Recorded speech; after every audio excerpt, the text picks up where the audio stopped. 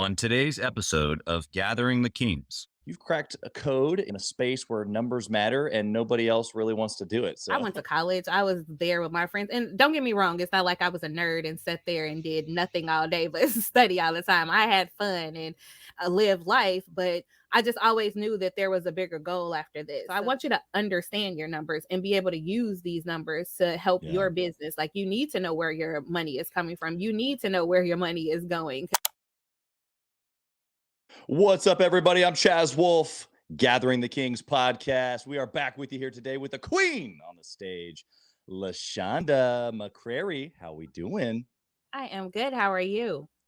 You know, it's Friday, and I was thinking that we were going to crush this recording, but man, we've had some I have had some technical difficulties this morning, but you've been a patient queen with me. Thank you so much. I'm excited for your story to be shared here. You've cracked a code in a space where numbers matter and nobody else really wants to do it. So I think you've got a superpower that I can't wait for you to share with the audience. Tell us what kind of business that you have, LaShonde. Yeah, so I have a virtual bookkeeping business. One of the things I always tell people is we've been virtual before virtual became a thing. So, once COVID hit, everybody was, oh my God, how do I Zoom or how do I do this? We've been doing it since 2017. So happy to get more people on to what's becoming the norm and also help them get their books in order. Yeah. You've been a forerunner, if you you could see yourself as that to the pandemic activities, but nonetheless, you weren't shocked when people in the world were gasping for air. It sounds like Definitely not. there's a little bit of a play to working virtual. Maybe we'll get into some of that and how you've run your team that way. But you're connecting with entrepreneurs all across the country, and you're taking care of the numbers that let's just be honest, they don't want to. Right? Yes, that is true. I do find a lot of people, especially when I get like a new person who needs cleanup, you could just tell that they're so hyper focused on their business, as they should be, but the numbers are important too. So just adding that little bit of education to them and then also getting them organized and together. I love seeing like once everything's together and they get to see it and how happy they are. Yeah, that moment that you said of cleaning, I can only imagine that entrepreneur. I can because I was. This was in 2012. I was purchasing my second business, and I had been running the books on my own for my first business for 7, 8 months, and I thought I was doing it right. Well, I wasn't, and so when I got to business number two, I'm like, okay, I need someone help on this, and so thank goodness I didn't wait for years, because then it would have really been a mess. But when I handed that over, it was like, oh, thank goodness you're here. Is that the response that you're getting from some of your clients? Definitely. I've had people who started their businesses out and weren't really making that much money, but then they got like a $10,000 tax bill and could not understand why. And told them, I said, well, you're not capturing any of your deductions. Keeping receipts in the shoebox is not going to help when it comes to tax time, especially if Right. you don't have everything organized or you're not working with a person who's going to actually help you when it comes to tax season. So once they got everything organized and saw what they owed the following year, they were just very happy, because you can take those extra savings and grow your business instead of having to keep paying the government money that you shouldn't have to be paying. Yeah, we're talking about really two things. The very obvious one is, if you're not tracking numbers, then you don't know either how much money or something's around the corner, a big tax bill. You can't be prepared that way. It's just not possible. Yeah. And you just keep getting hit with things, and so you're always behind. But the secondary piece, the more underlying emotion, is just, like, it's so heavy. Like, I don't like it. It's a really big lift. And even though for someone like you, it's super easy because this is your business and it comes maybe more naturally to you, or just this is the skill set that you've developed. But for most entrepreneurs, like you said, they want to just go grow a business, and they want to help clients, and they want to be with people and build a team and do the thing. And getting into the back end of bookkeeping and crossing all the T's and dotting all the I's is just not really a lot of fun for No, them. it's not enjoyable for a lot of people. Are you part of the small percentage that actually wow, this is really fun. I love organizing numbers. Is that you? Yes. I mean, I am a numbers nerd. I I happen to love it, love every part of it. Sometimes the more challenging, the better, because I get to learn a new skill. Yeah, that's right. I love that optimistic approach in your mindset there. We're going to get to that as well. Before we go any further and talk tactical in your business, I want to know like what drives you. I mean, you're a business owner. Okay, cool. You're online. You've been doing this thing that clearly you're nerdy about. You love it. But like down deep, what like makes LaShonda move? Yeah, so I think what drives me the most is I'm a mom and I grew up in a single parent home and kind of watched my mom struggle as we were growing up. So I've always been motivated to, do better and be better and keep pushing and be able to give my kids more than what I had. So that's really what drives me. Having them be a part of a family and being able to see their mom do something that she enjoys and it was her dream and her goal, it pushes them. And I've actually seen that in them. Like my daughter had started a business on her own. They're both in sports. They don't give up on that. So I just want them to see that you keep pushing towards something positive and you never know what could happen. Yeah, there's an underlying tone there of optimism that even though you came from circumstances maybe less than, right? Which I would agree with. I grew up single mom family as well, and it wasn't I there was food on the table, but there wasn't always more. Sometimes, I'm sure you probably had a couple of those moments where sometimes there was more and that was fun. We remember those. But for the most part it was like if we were going to go get it, it was up to us. Yes. And so how in that like turmoil, really, do you turn out this beautiful flower of hope and optimism and I want to achieve and I want more and I want to pass it on to my kids? Like how did that come out of such kind of maybe negative circumstances? Yeah, so I mean, I've been around a lot of people who came from the same circumstances as me, and I think it's just a conscious choice to choose to want to be better. You see people that they kind of live in what they come from, and they go, "Oh, well, it's never going to get better," so just it is what it is type of personality. And that was never me. Right. Like I always knew I was destined for great things. Pushed myself through high school, pushed myself through college, went and got a master's degree, did all of these things, and then turned around and started my own business. And I even helped my friends with their businesses as well, because I feel like, you should be doing something that makes you happy. That's my ultimate goal. Like I want to be doing something that makes me happy. Yeah. I received that. And I think really ultimately everybody is trying to live a happy life, or what we call in the Gathering of the Kings, the exceptional life.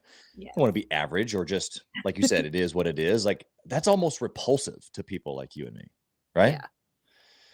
What do you think was inside of you that made you or allowed you to see it like that you wanted more, or that you saw your circumstances as just what it was, and so that way you could rise above, as opposed to the person that you described, which there's obviously millions of those. They live in the same neighborhood, they accept the same cultural excuses, whatever it was that they grew up in and or around, they just accept it. You didn't. Why? I don't know. I've always felt like I was different. I joke with people and say maybe it was because I watched so many Disney movies that happily ever after goal was always what I was shooting for. But I don't know. Like I've always felt like there's more to life, and I've had a lot of opportunities just being given in school. I got to travel to a couple of different places and see some different things, just being in some of the groups that I was a part of, and just realizing that there's a bigger world outside of this little town that you live in or this Right. community that you grew up with. And I wanted to see that. Like there's still other places that I want to travel. And even now, as I mentioned, my kids are in sports. They travel all the time. I've never did that as a kid. So I think every summer we're going out of state somewhere. We've been to North Carolina doing Junior Olympics, Texas doing Junior Olympics. Wow. We just came from Iowa this past August. My daughter finally made it to the finals and is All Wow. American. So Wow. just seeing them be able to explore the world was something that I always wanted to do as a kid. And I think that's what kind of pushed me, is knowing that there's more out there than what I had surrounding me. And I wanted to explore that. Yeah, there was, I guess, a natural curiosity, a desire for more, but I want to point out for the listener what that led you to was to push, right? Or to reach, maybe is maybe a better word. Of course, there's pushing, there's persistence. We've had circumstances that we've had to overcome. But everybody, whether you came from a single mom household or dual parent household, a poor family or a wealthy family, there are circumstances to overcome. So that's not unique to your story or mine. We both had to do that. That's going to be for everybody. But what I'm hearing you say is that you like decided to like reach in and take control. You controlled your thoughts, you controlled your actions, you made it happen, is what I'm hearing you say. Yeah, definitely. I mean, and it is about self-control a lot because I went to college. I was there with my friends. And don't get me wrong, it's not like I was a nerd and sat there and did nothing all day but study all the time. I had fun and lived life, but I just always knew that there was a bigger goal after this. So it's okay to, let your hair down and have fun, but you will still always have to strive for whatever you're reaching for. Like have some type of goal. And even with my kids now, I teach them. My daughter writes out goals every year of what she wants to achieve. I do the same thing and I work as hard as I can to achieve those goals. I might not get them all, but push them on to the next year. Yeah, I love that, and even more. I love how you're integrating that for your family. Very cool to hear about your daughter's recent success. Thank Congratulations you. to her. There has to be like what I mean. You said you're a mom, of course. I'm a dad as well, and when my kids do something awesome, there's a sense of pride in that. But for me, it's like there's a huge legacy because I had to change things in my family, right? And I would assume the same thing for you. Is that a conscious thought that you have of changing the legacy of your family, or is that something that's just kind of naturally happening?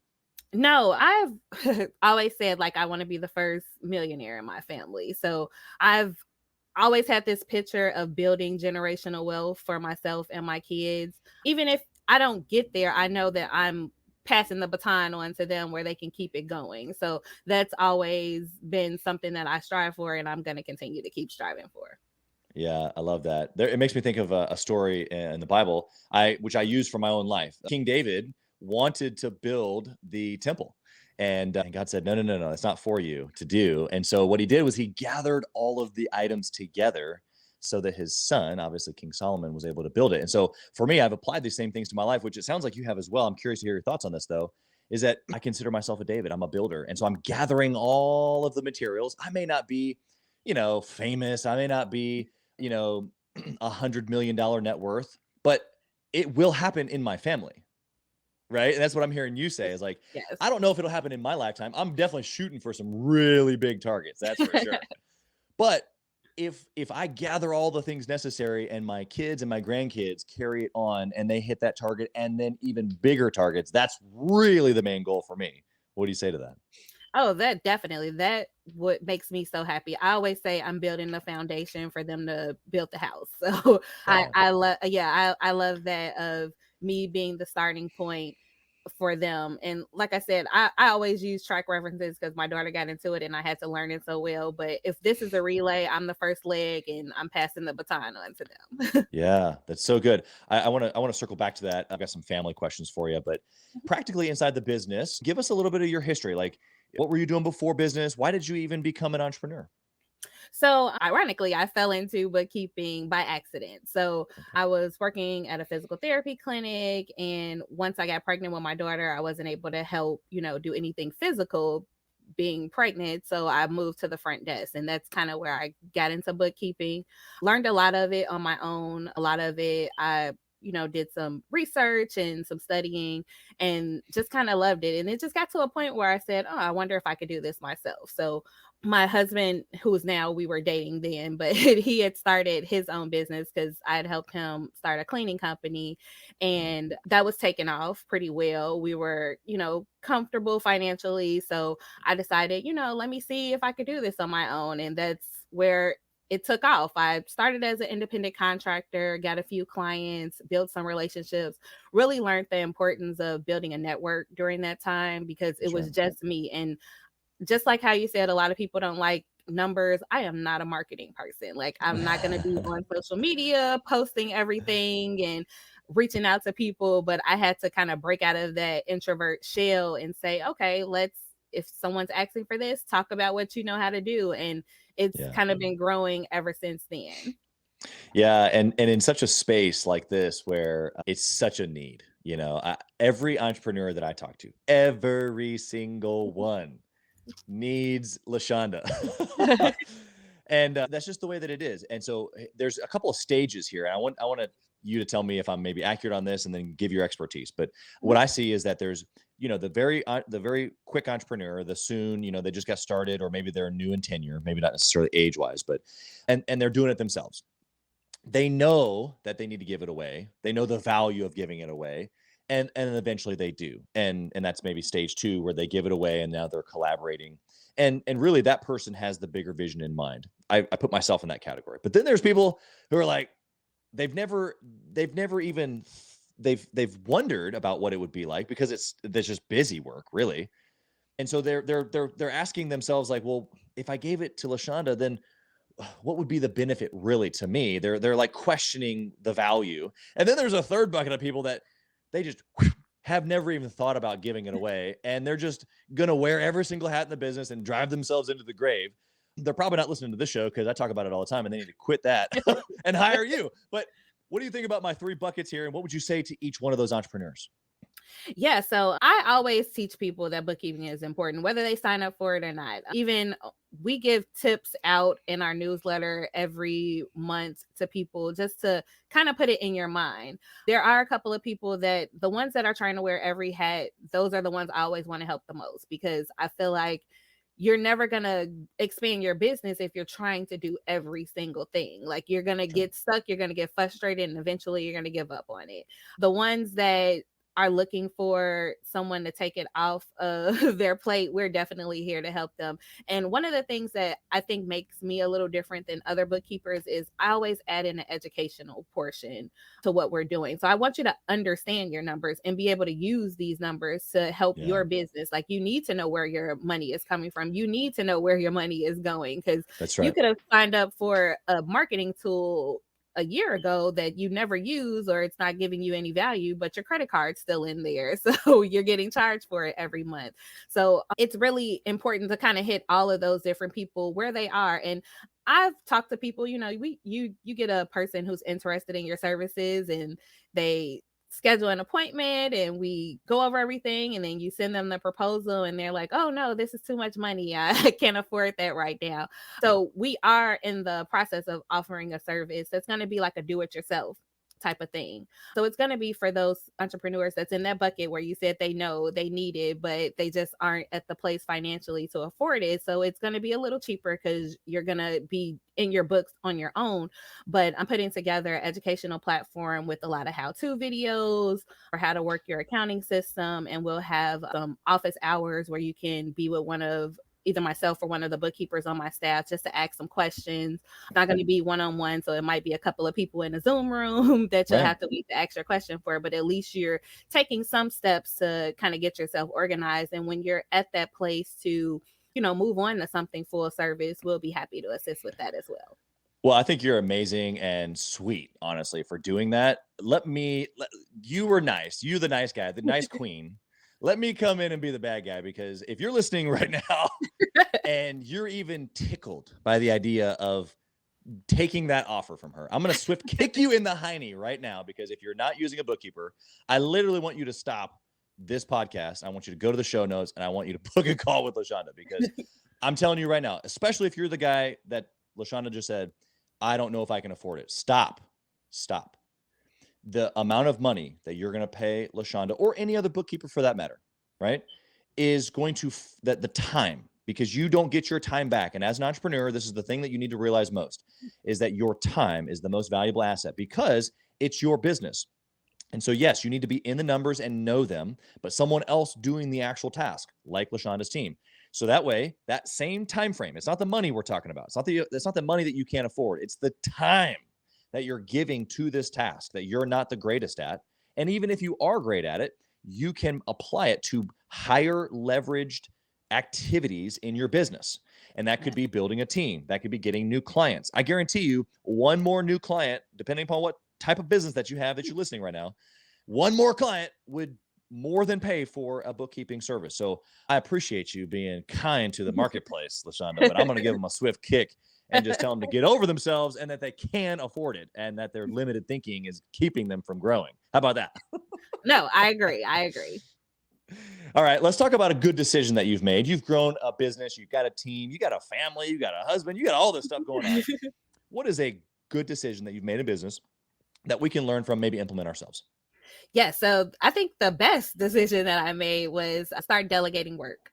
Like you Yeah. said, I was that person starting out trying to wear every single hat because I didn't know what I was doing when I started out. So being able to just hire people, that can work in the books when I'm not able to, I hired an executive assistant who has been saving my life because I am horrible with emails on top of everything that I have going on.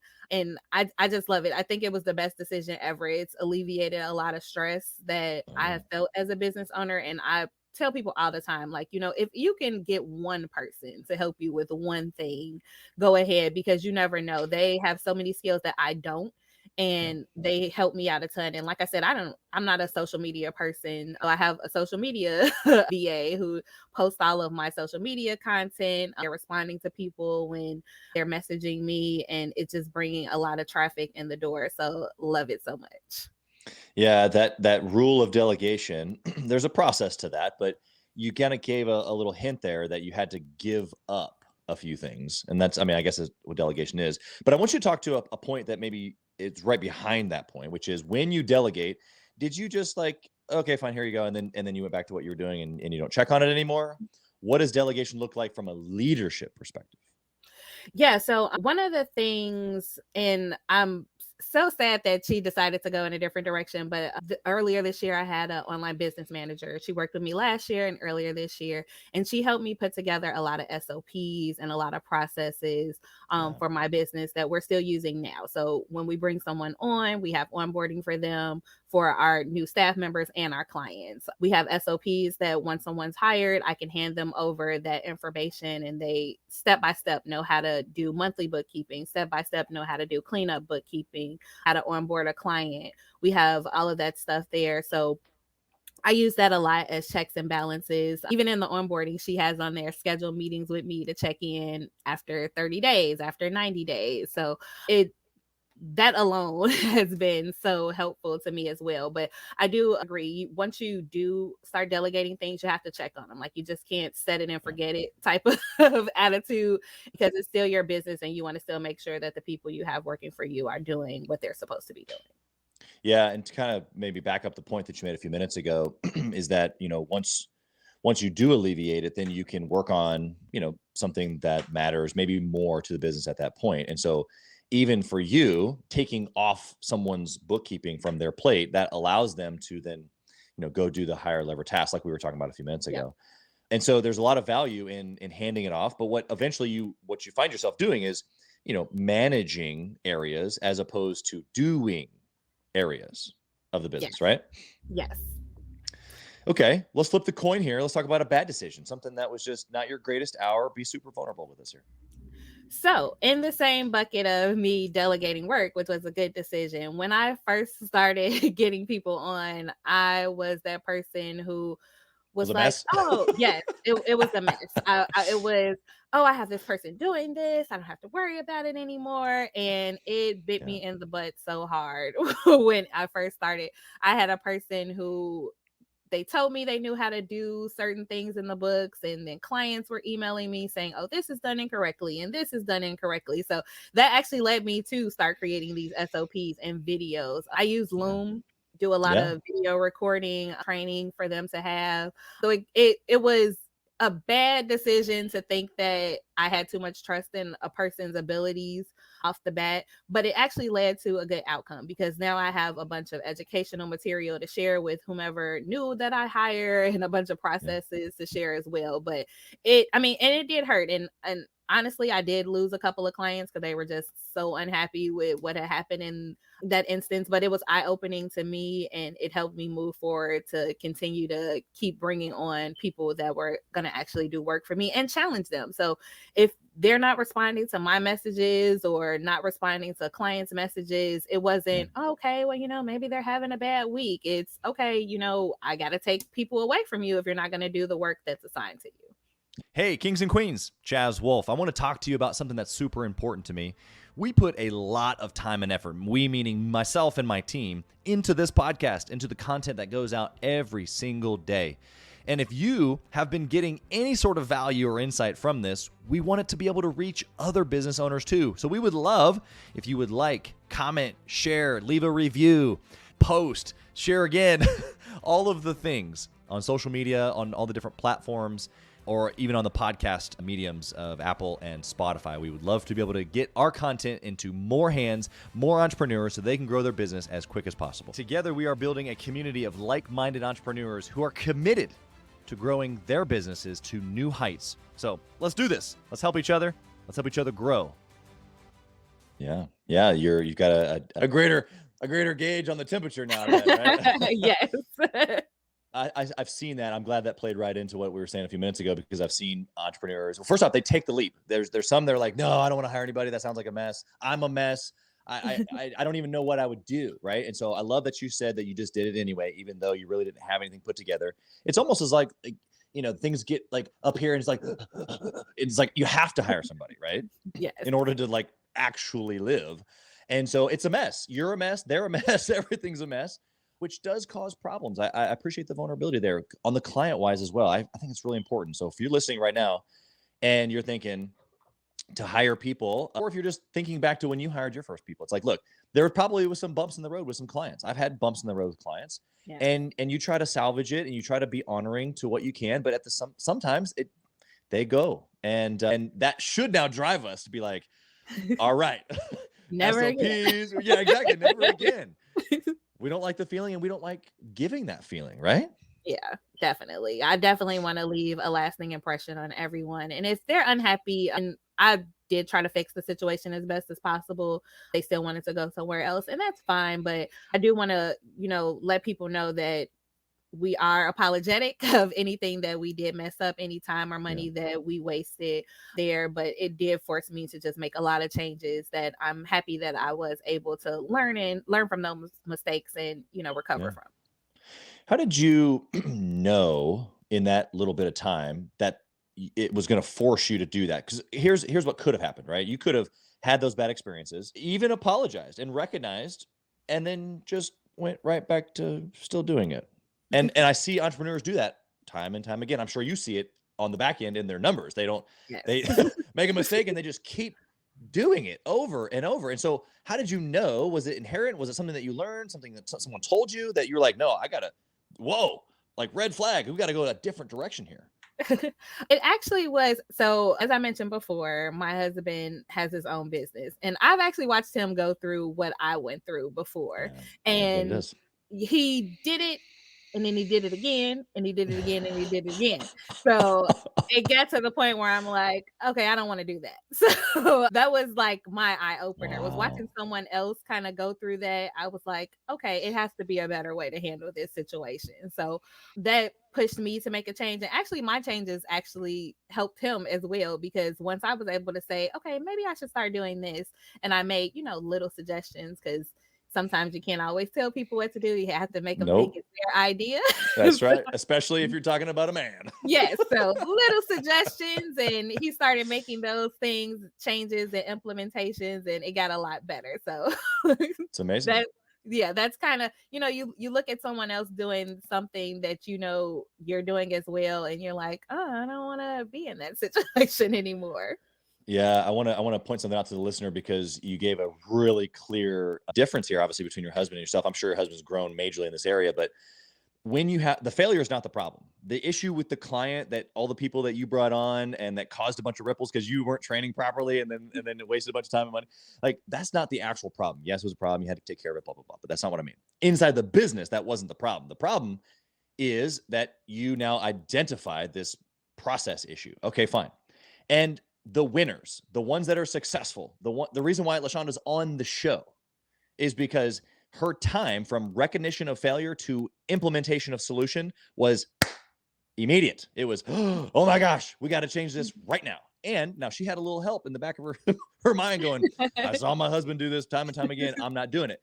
And so take this moment, listener, right now, as LaShonde has helped to you, going, don't do it. Stop making the same mistakes over and over again. It's implementation or a change of direction, implementation to a new idea that you need to do, and quit waffling and wavering. And I'll get to it later. Just do it, because the time gap, if you can shrink it and you do that repeatedly over and over and over again with different decisions, especially failures, that's how you win. Would you agree?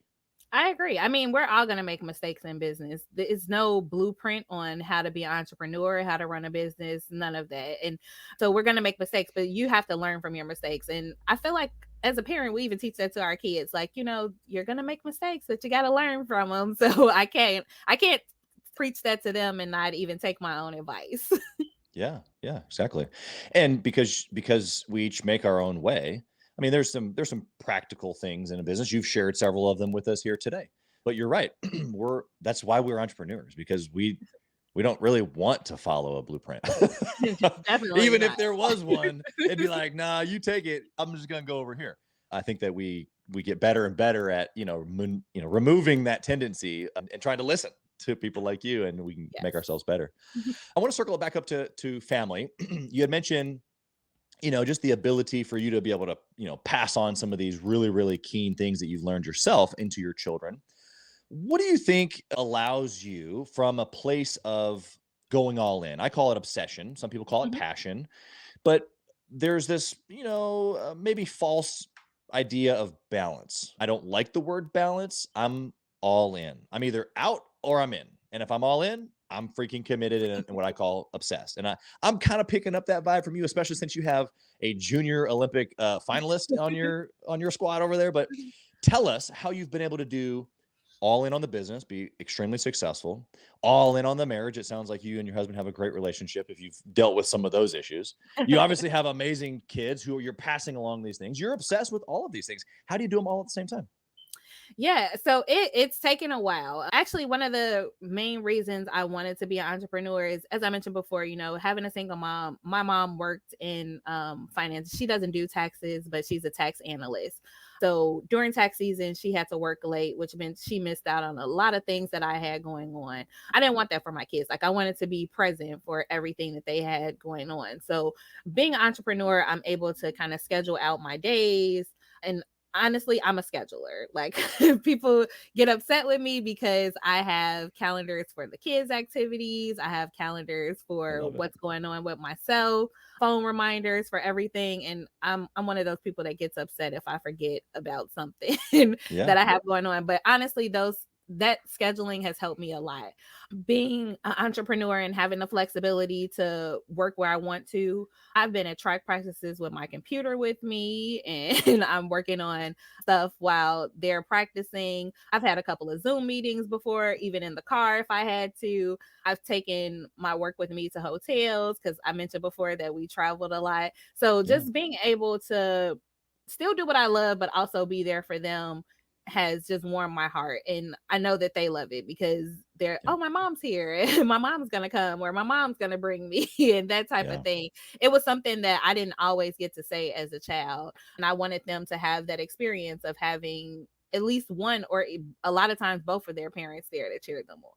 Yeah, I think it's powerful. Also, growing up single mom family, my my mom made it a point. She had a different job than in your mom, and so I'm highlighting the impact of what you're doing to your kids, because I remember my mom being there all the time, and on top of that, she's got quite the mouth, and so I remember her. I remember hearing her at all my games also. And if she's listening to this, you know exactly what I'm talking about, Mom. So.